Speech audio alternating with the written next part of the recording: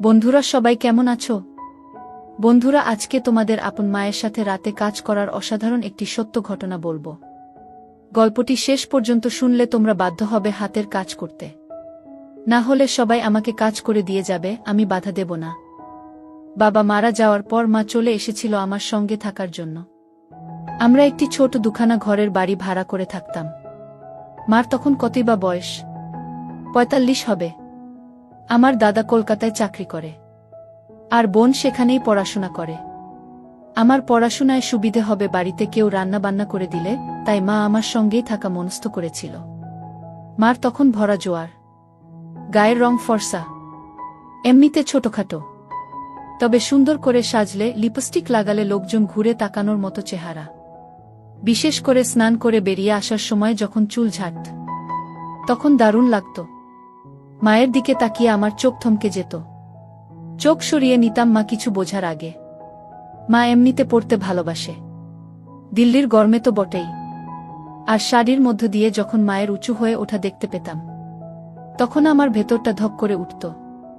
Sleeveless হলেও খুব একটা ডিপ কাট নয়, আর ঢাকা থাকত, শুধু দিকে অনেকটা অংশ খোলা আর নিচে অনেকখানি অংশ দেখা যেত।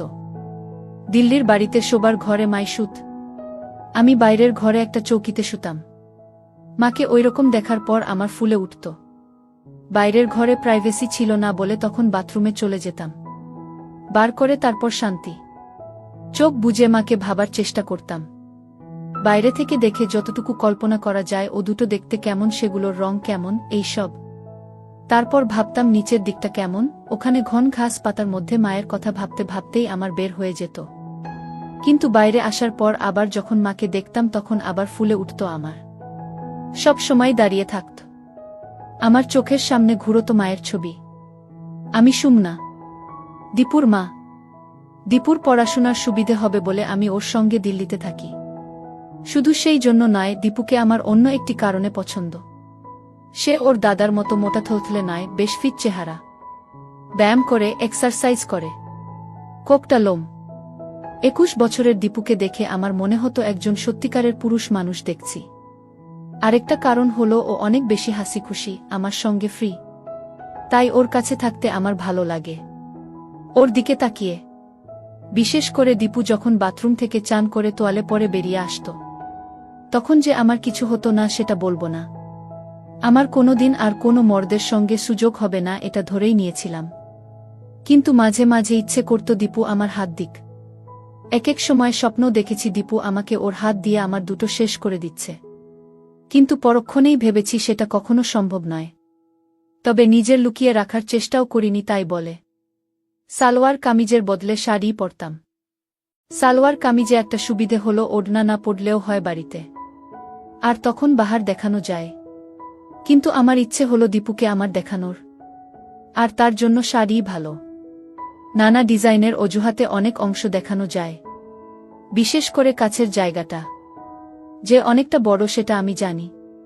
সেগুলো দীপুর চোখের সামনে তুলে ধরার জন্য শাড়ি বেস্ট। আমার মনে হতো মার দরকার, এখনই তো মার পূর্ণ পাওয়ার বয়স। আর মনে হতো আমি মাকে সেই দিতে পারি যা পেলে মাও খুশি হবে, কিন্তু যেটার কোনো সম্ভাবনা নেই জানতাম। একটাই সম্ভাবনা ছিল যে যদি মার মনেও একটু উসখুস থাকে, তাহলে একটু সাহস করে কিছু করলে হয়তো সাড়া দিতে পারে।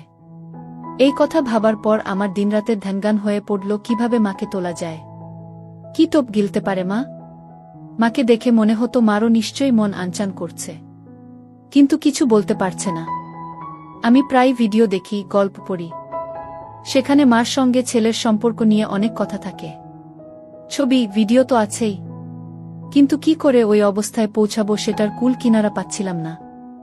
একবার মনে হলো রাত্রিরে মা শোবার ঘর থেকে রান্নাঘরে যায় জল আনতে বা পরের দিনের রান্নার জিনিস গোছাতে। আমি ভাবলাম ওই সময় যদি আমি বাইরের ঘরে শুয়ে হয়ে শুরু করি তাহলে কি হবে, কিন্তু অনেকবার ভেবে ওটা বাতিল করলাম। মা যদি উল্টো রেগে যায়, আমি যে স্বপ্নে বিভোর হয়ে থাকতাম সেটা হলো মা আমার সামনে নিজেকে ধরছে আর চাইছে আমি মার সঙ্গে।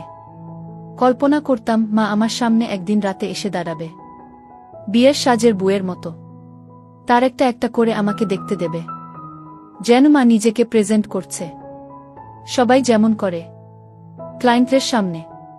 কিন্তু আমাদের সম্পর্ক ঠিক বাবু আর ওদের মতো হবে না। হবে প্রেমের, ভালোবাসার।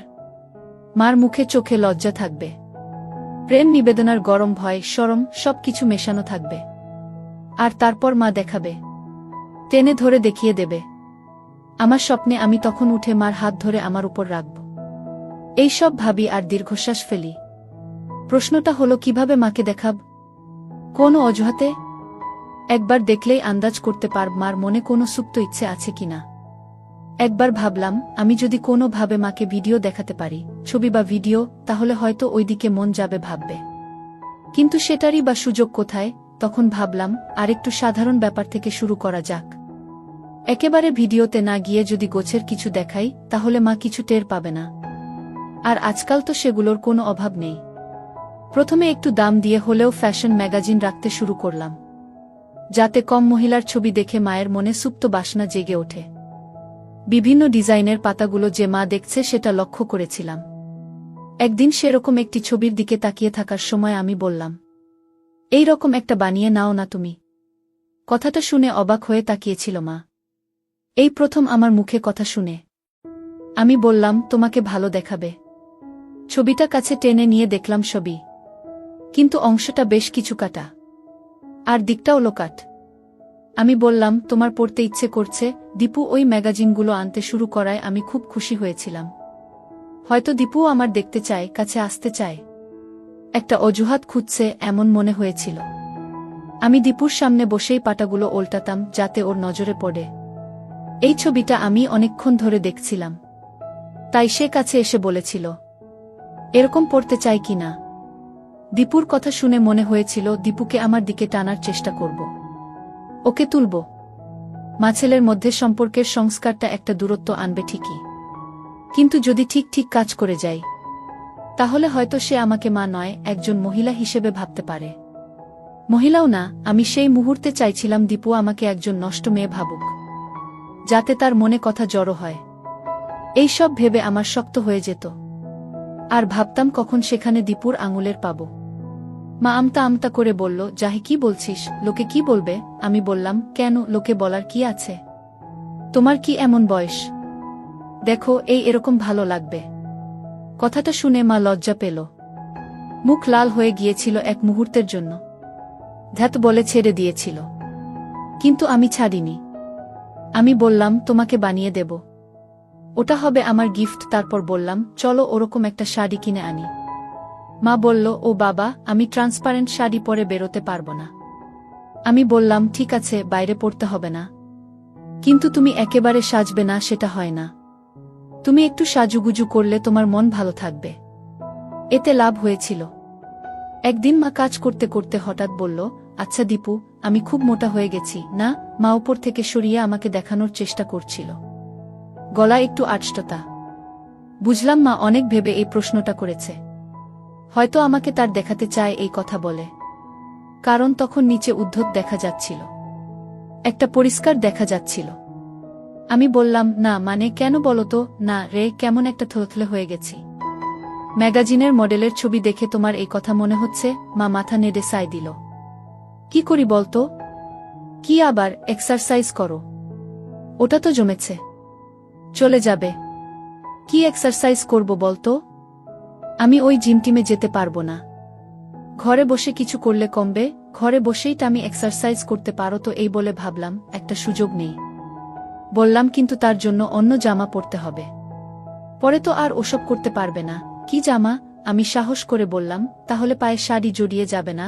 কথাটা উচ্চারণ করার সময় আমার রক্ত গরম হয়ে উঠেছিল। আমার হাত রেখে মার দুটো দেখানোর ভঙ্গিতে বললাম, এগুলো শক্ত করে আটকে রাখতে হবে তো। মার বোধহয় কথা মনে ধরেছিল, কাছে এসে বলল, কোথায় কিনি বলতো?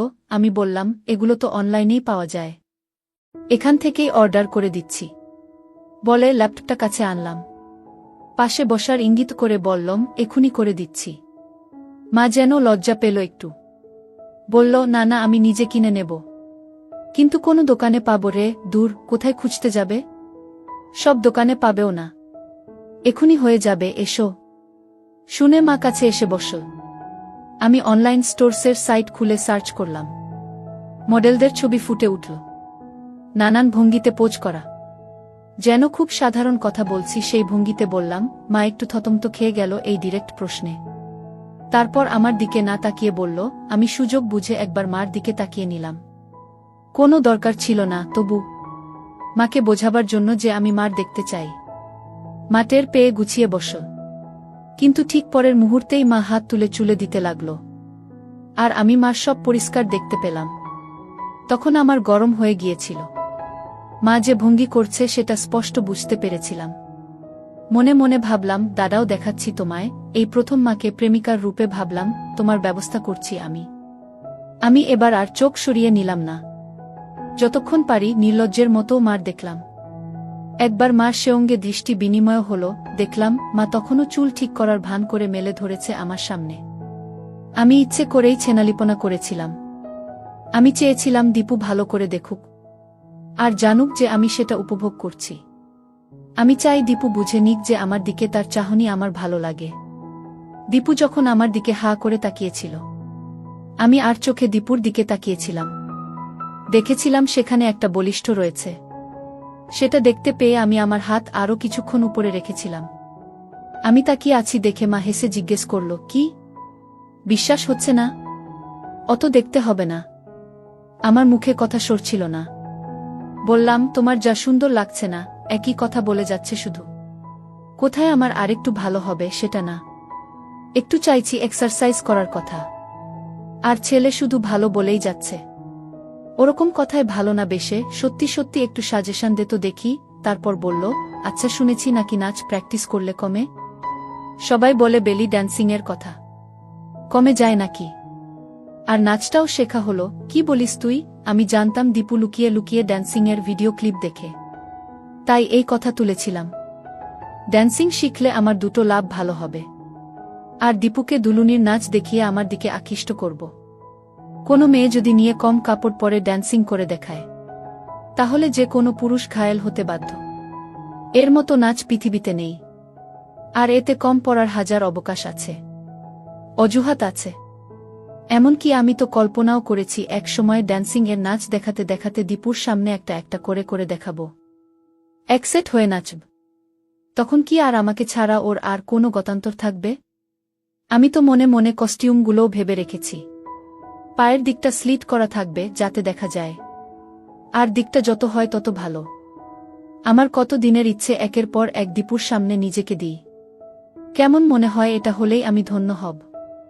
আমার তখন শুধু একটা ধ্যানগান, কিভাবে দীপুর সামনে হব। আর দীপু আমাকে ইচ্ছে মতো ওর শক্তসমর্থ কাছে আত্মসমর্পণ করাটাই আমার হয়ে দাঁড়িয়েছিল তখন।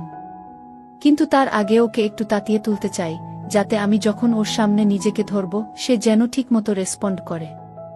এ দেখি মেঘনা চাইতে জল। আমি কোথায় মাকে ড্যান্সারের রূপে ভেবে মারি, আর এদিকে মা নিজেই প্রস্তাব দিচ্ছে ড্যান্সিং করবে। না, মার তাড়না এবার টের পাচ্ছি। কিন্তু আমিও এত সহজে কাবু হব না। ব্যাপারটাকে আরও এগিয়ে নিয়ে যাওয়া যায় কি না দেখা যাক, আমি ভাবলাম। বললাম, এটা তো খুব ভালো আইডিয়া। আমিও শুনেছি, কিন্তু কোথায় শিখবে? এই কাছেই একজন শেখায়। আমি কথা বলেছি, আমার একটা কিছু শেখা হবে, এক্সারসাইজও হবে। কিন্তু এত ভাবছ কেন? আরে তোর দাদাবোন তো শুনেই রেগে যাবে মা ড্যান্সিং করছে। আর চারপাশের লোকজন আছে না, একটু ওই নাচ কি না। শোনো, তুমি তো আর কোথাও পারফরম্যান্স দিতে যাচ্ছ না, কাউকেই জানানোর দরকার নেই। সেটাও ঠিক, শুধু ক্লাসের লোকজন দেখবে, আর কেউ না, আমিও না। মা তখন এগিয়ে এসে আমার বলল, ও আমার সুইট বেবি, অফকোর্স তুই চাইলে দেখাব। আমি ততক্ষণে ল্যাপটপ খুলে ইন্টারনেটে কিছু ড্যান্সিংয়ের ছবি সার্চ করলাম। মা কাছে এসে বলল, এই দেখ, কোনো নেই। মা দেখাচ্ছিল আর আমি দেখছিলাম। মার দিকে তাকিয়ে বললাম, তোমাকে কিন্তু হেভি লাগবে। আমার মা চোখ মেরে বলল। আমি অপ্রস্তুত হয়ে কিছু বলতে যাচ্ছিলাম। মা হালকা হেসে বলল, আমি জানি তুই কি ভাবছিস। আমি বললাম, আচ্ছা তোমাকে একটা জিনিস বলবো। মা রাগ করবে না তো? মা অবাক হয়ে বলল, না। কি রাগ করবে না বলো? আরে বাবা, করব না, বলতো দেখি। তুমি এখন থেকে প্লিজ ইউজ করো না তোমার হাতের নিচে, শয়তান ছেলে বললেই হলো। কেন? মায়ের মুখে কথাটা শুনে আমার আরও শক্ত হয়ে উঠেছিল। বললাম, তুমি কাটবে না, আমি হেয়ার রিমুভার এনে দেব। দেখো, ড্যান্সিং করবে, আর ওরকম খড়খড়ে না। এবার মা হালকা হাসল। বলল, একজনের দেখছি আমার নিয়ে রিসার্চ করা হয়ে গেছে। এত নজর ছেলের? কোনো ফাঁকে দেখিস রে এত? আমি বললাম, আবার কিসের? মা তখন আলতো করে কপট রাগ দেখিয়ে গালে চড় মারল। আমি তোর মা না? মার দিকে কুনজর দিতে হয়, কোথায় কুনজর দিলাম? আমি মজা করার চেষ্টা করলাম, শুধু নজর দিয়েছি, ব্যাস। তারপর বললাম, রাগ করলে? আমি জানতাম মা ইচ্ছে করেই করছে, তবু ভান করলাম কিছু জানি না। না রে বাবা, আমাকে দেখার লোক বলতে তো একমাত্র তুই আছিস। কিন্তু আমি ওসব ইউজ করব না যদি না তুই কিনে দিস। আমি এখুনি নিয়ে আসব বললাম। আমি চাই না তুমি কখনো, তোমার ওখানের স্কিন খারাপ হয়ে যাবে, শক্ত খড়খড়ে হয়ে যাবে। তারপর গলা আরও নরম করে বললাম, প্লিজ দেখো, তোমার নিজেরই ভালো লাগবে। সন্ধেবেলা জিজ্ঞেস করেছিল, মা আলতো করে জানালো, হ্যাঁ। আমি ভঙ্গিতে বললাম, আর কখনো ওসব ইউজ করবে না। তোমার নিজের ভালো লাগছে না? তারপর বললাম, একটু জ্বালা করছে, তাই না? মা যখন বলল, হ্যাঁ করছে, তখন মার কাছে গিয়ে হাতে একটু হাত দিয়ে বললাম, ওই একটু সহ্য করো, ব্যাস। আমার তখন খুব ইচ্ছে করছিল তুলে দীপুর সামনে দাঁড়াই, ও দেখুক, কাছে আসুক, কিন্তু লজ্জা পেয়ে পারিনি, কারণ জানতাম আরও সুযোগ আসবে। এও জানতাম যে দীপু এখন আমাকে শিকার করার ধান্দায় আছে, আর আমি শিকারীর কাছে এত সহজে ধরা দেব না ঠিক করেছিলাম। যত উঠতে পারি তত শিকারের খেলা জমবে। আমি চাইছিলাম ওর আরেকটু কষ্ট পাক, যাতে আমাকে ছাড়া আর কিছু ভাবতে না পারে। এরপর একদিন মা ড্রেসিং টেবিলের সামনে বসে চুল আঁচড়াচ্ছিল। আমি পেছন থেকে মার কাঁধে হাত রেখে বললাম, চলো তোমার চুলের স্টাইল বদলাই, একটু অন্যরকম করে কাটিয়ে এসো, আর একটু ডাইও করিয়ে নাও, কয়েকটা জায়গা শুধু, ভালো লাগবে। আর এই নাও তোমার জন্য একটা লিপস্টিক এনেছি, বলে মায়ের ফেভারিট রঙের একটা লিপস্টিক হাতে তুলে দিলাম। দেখলাম মা খুশি হয়েছে। সেদিনই গিয়ে চুল কাটিয়ে স্ট্রেট করিয়েছে।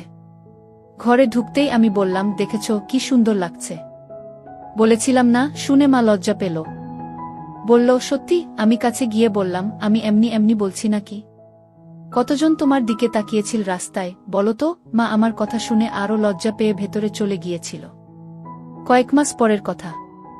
মা রেগুলার ড্যান্সিং ক্লাসে যায়। একদিন বলল, আমি একটা হিন্দি গানের সঙ্গে নাচ শিখেছি, ঠিক ড্যান্সিং না, তবে ওই রকম, তোকে দেখাবো। অফকোর্স। আমি তো এক পায়ে খাড়া। বললাম, কস্টিউম কোথায় পেলে? না রে, ওগুলো পরে কিন, খুব দাম। এই নাচটা করব। দাঁড়া, হিল জুতো পরে আসি। মা, তুমি হিল জুতো পরছো আজকাল? বাহ! হিল জুতা পরে নাচতে গিয়ে মা পড়ে যেতে গেল। আমি তাড়াতাড়ি মাকে গিয়ে ধরল। মা অঙ্গতা বসত, আমার হাত লেগে গেল, সাথে সাথে আমার শক্ত হয়ে গেল। কিন্তু কি? মা কিছু বলছে না কেন? তার মানে কি মাও রাজি? আমি প্ল্যান করে ফেললাম, আজকেই ঠাকুর ডুবানোর উত্তম সময়।